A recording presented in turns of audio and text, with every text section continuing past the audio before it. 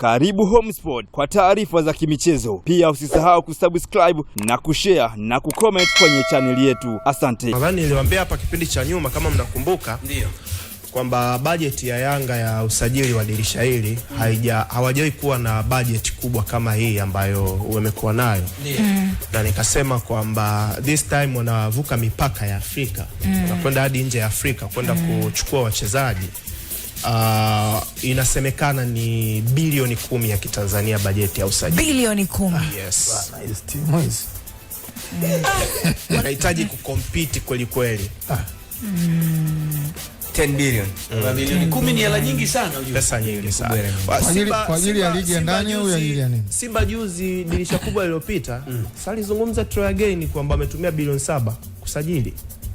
Dirisha kubwa lililopita? Ile pale la kina Mavambo. Lile la kina Mpanzu kama unakumbuka. Mpanzu kuja dirisha dogo.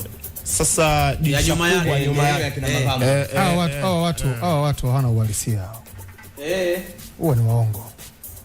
Sasa kivipi mtu hawezi kudai bilioni 10? Kiongozi kazungumza mwenyewe kwamba ametumia bilioni 7, utamkatalia? Huo ni uongo. Sasa tuthibitishie bwana.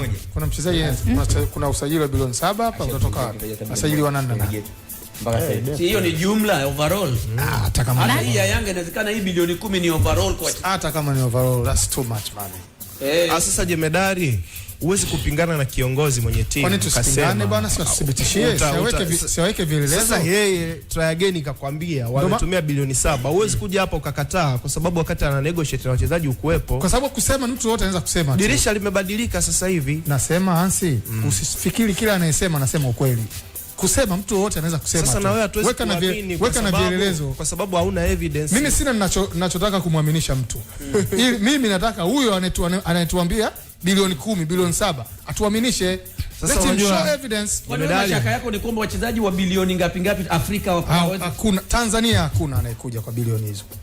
Sasa usajili wote, usajili wote plus to 10 billion. Subiri. Too much, haifiki. Depo amesajiliwa kiasi gani Yanga?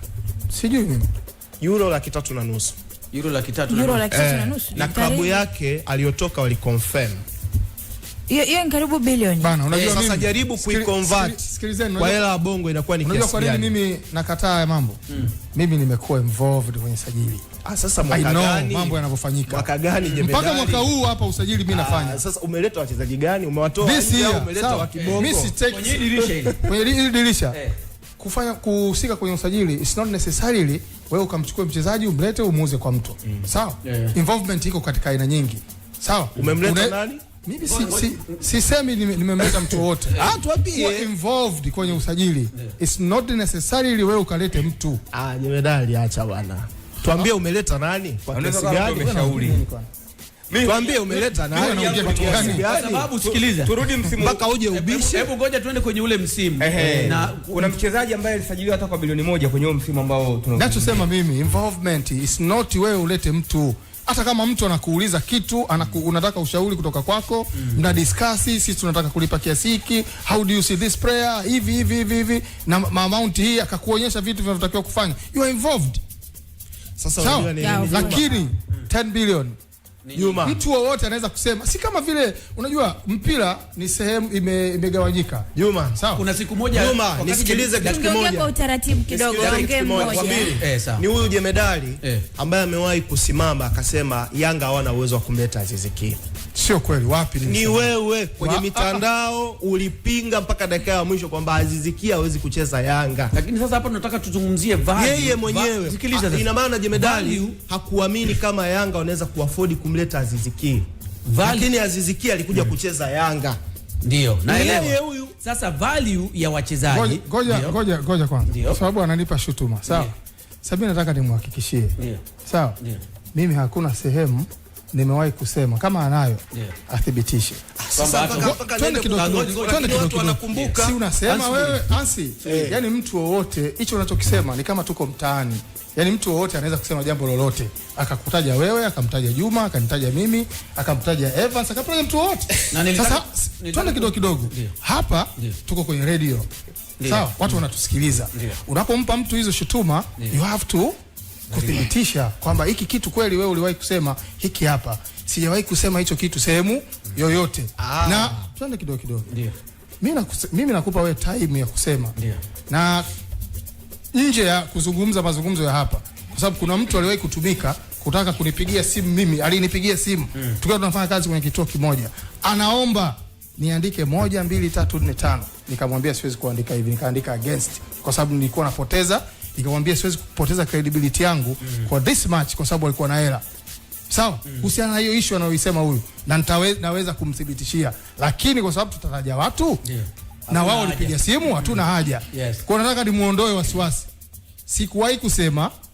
Sawa? Nilichowahi mimi kusema ambacho watu unajua mimi kwa sababu ya mazungumzo yangu, watu wanataka kuhamishia kila kitu. Hapo nimekuelewa na nitaka nimkumbushe Hans, unakumbuka wakati tunamzungumzia Loemba tulimpigia Jairuti simu hapa hewani wakawa wanataja kiasi na wewe ukasema hapana, hajasajiliwa hicho kiasi kwa sababu wewe ulifuatilia ukawa unajua kwamba ameletwa kwa kiwango gani ambacho yeye alichokuwa anasema $200,000 ukawa wewe unasema hapana, haijafika hivi. Alisema $200,000 unajua kwa sababu gani? Ngoja nimalize. Wewe ukambishia kwa sababu ulikuwa unasema ulivyopatia kwenye vyanzo vyako sio kwenye hicho kiasi ambacho walikuwa wanataja. Kwa hiyo kumbe viongozi wakati fulani wanaweza wakataja kwa sababu hizo pesa zisiwe kwa sababu Juma ndio klabu yake aliyotoka Loemba iliainisha amount ambayo wamemuuza. Sasa mimi nikwambie, unajua iliainisha hiyo pesa. Unajua kwenye mpira kuna uhuni mwingi. And there are sometimes pesa utakayoambiwa labda watu wanaofanya usajili wanaweza kama unavyoona Tanzania iko all over Africa, all over the world. Kwenye biashara ya mpira kuna uhuni mwingi unafanyika. Kuna kiasi cha pesa kinachotoka kingine wala hakiendi kwenye njia sahihi, lakini is amount ambayo imeinvolve kwenye kumnunua huyo mchezaji, lakini the amount ambayo ni official wala sio ile.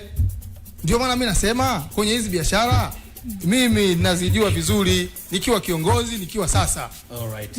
Ashrafu, sasa sisi tubaki kwenye hoja ya kwamba tayari klabu iwe inafika bilioni 10, iwe haifiki, lakini klabu imesha, na nimeona hata msemaji akisema kwamba safari hii GSM hajawahi kutoa pesa kama ambavyo safari hii imetoka kwa ajili ya usajili. Hapo ni kwa upande wa klabu ya Afrika. Kwa maana yake matarajio ni makubwa kwamba huo mzigo uliotengwa, basi matarajio yetu sisi watazamaji na wanaofuatilia ni kwamba wachezaji watakuwa ni wachezaji wakubwa. Ndio pengine sasa tujui kama huyo mchezaji anatoka hata Ujerumani anaenda Yanga tujui, lakini inawezekana sasa. Bwana mzungu mwenyewe kumbe Mjerumani. No, amecheza Ujerumani. Hatujui ni wa nchi gani, lakini kama inawezekana kana anaenda huko. Ndio huu mzigo anaweza kuwa Toni Kroos huyo. Tutarajie mpaka sasa hivi Yanga wamesajili wachezaji wangapi ambao wanafahamika? Kwa nini wameshaanza kutangaza? Bado.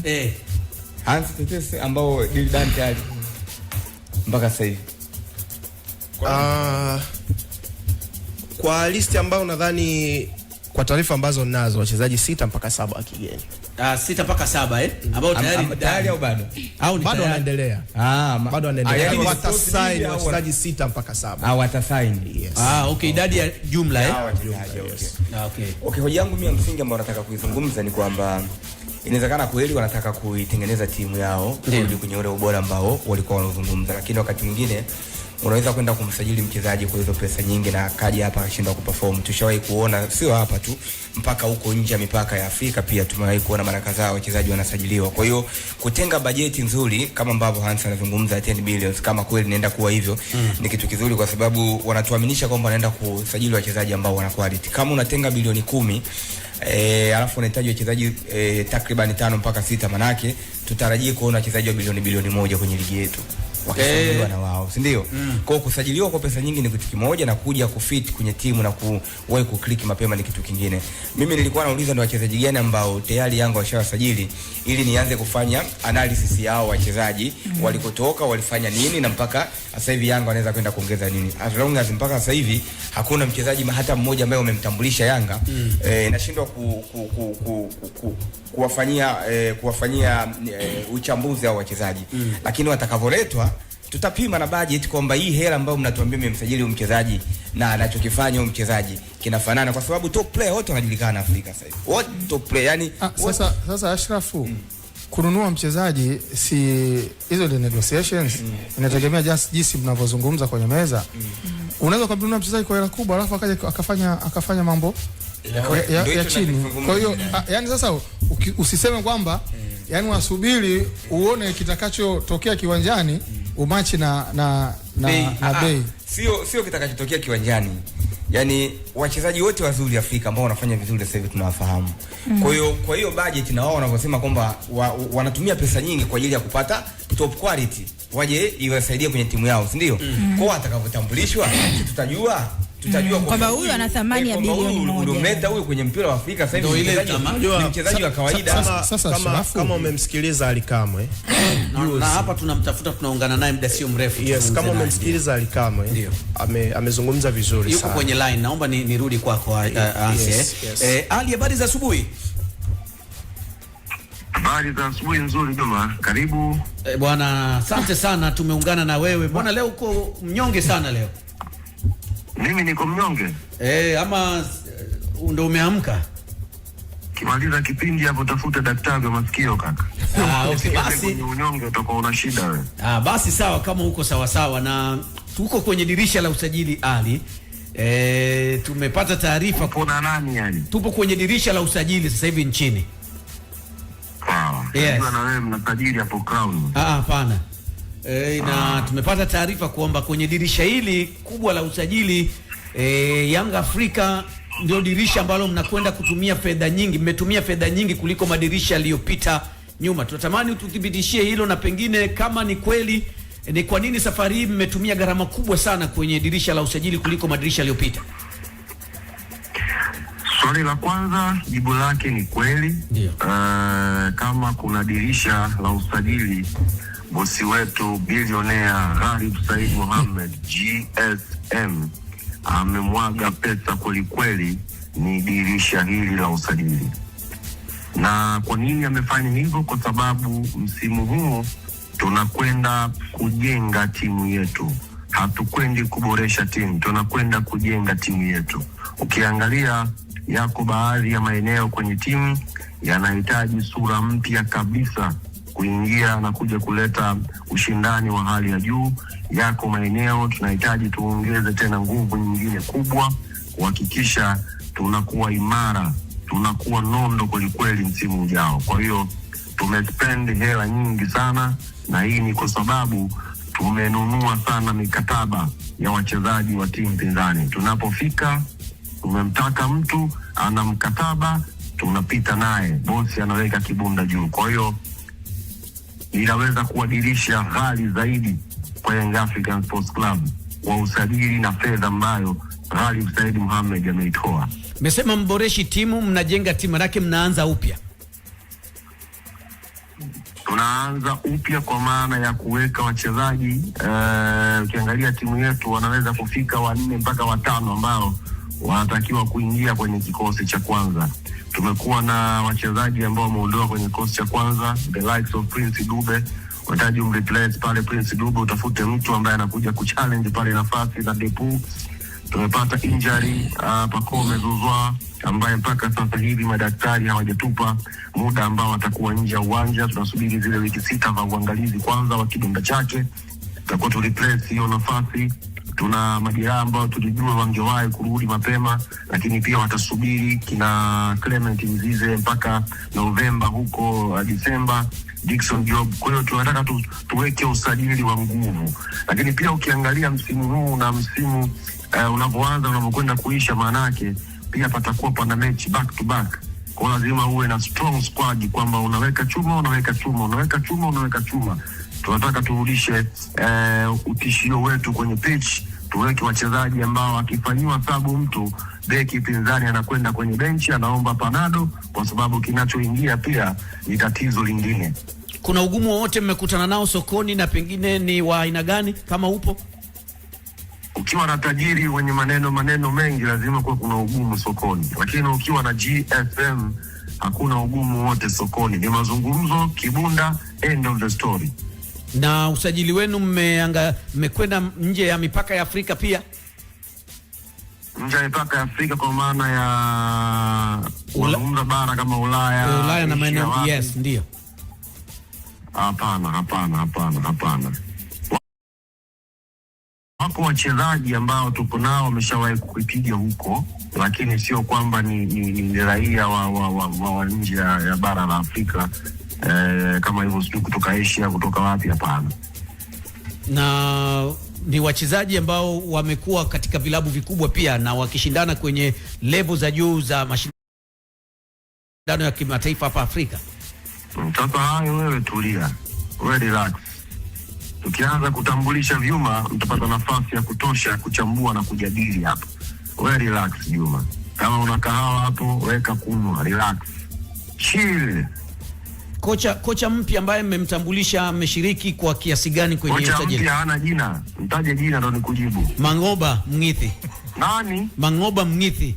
Huyo sio kocha wa Yanga Mangoba huyo. Wa Yanga ni nani? Wewe mtaje, kama umjui jina tijibu.